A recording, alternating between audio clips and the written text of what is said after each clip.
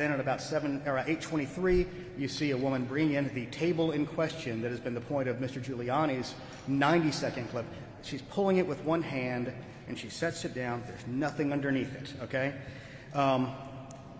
Then you can fast forward to later in the day, about 9:45 or so.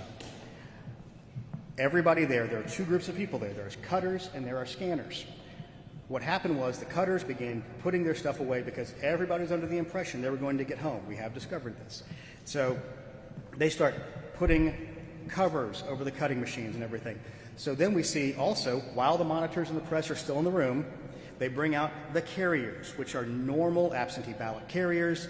And I will admit, when I listened to the audio of the phone call and the president brought that up again, and I heard it on a radio ad again today, I wanted to scream. Well, I did scream at the computer, and I screamed in my car at the radio talking about this because this has been thoroughly debunked. They bring out the normal absentee ballot carriers. There are monitors in the room. There is press in the room. They take the ballots that have been opened, put them in carrier trays, and put them in there, and then put them in the boxes, put the lid on because the lid matches the box, and then you see at one point during the video, a woman crawling on the floor, putting the numbered seals on them so they can keep the chain of custody. Approximately 10:25, 10:30, the secretary in our office receives word that Fulton County is shutting down for the night at State Farm Arena. So, as some of y'all who were there on election night recall, the secretary got a little irritated with this and made his feelings quite known. He said, some of us have been working through the night. We're glad to see that Fulton County sees the need to just go ahead and knock off for the evening. So Chris Harvey, our elections director, then calls Rick Barron, the elections director of Fulton County, who was at the other location, which was their English Street warehouse, because he was doing election day activities. Chris calls Rick. Rick says, we're not shutting down. Well, Chris says, looks like you are. So then you can go back to the videotape and see Ralph Jones take a phone call of approximately almost 11 o'clock. And you can see his shoulders kind of shrug. He takes the phone call. He's being told at that point by his boss, Rick Barron, you need to stay and continue to scan.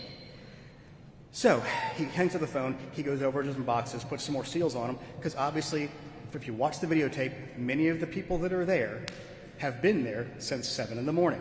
It's already 11 o'clock at night. They were all under the impression they were going to get to go home. So you see him spend about 30 seconds going, heck, what am I going to say to these people? So then he walks back over to the corner of a desk and says, I got the word, we got to keep on scanning. So they go back to the boxes that you see them put under the table at the approximately 10 o'clock hour. There is videotape of this. And this is what's really frustrating. The president's legal team had the entire tape. They watched the entire tape and then, from our point of view, intentionally misled the state Senate, voters, and the people of the United States about this. It was intentional, it was obvious, and anybody watching this knows that. Anyone watching it knows that. That's why we released the entire tape for people to watch.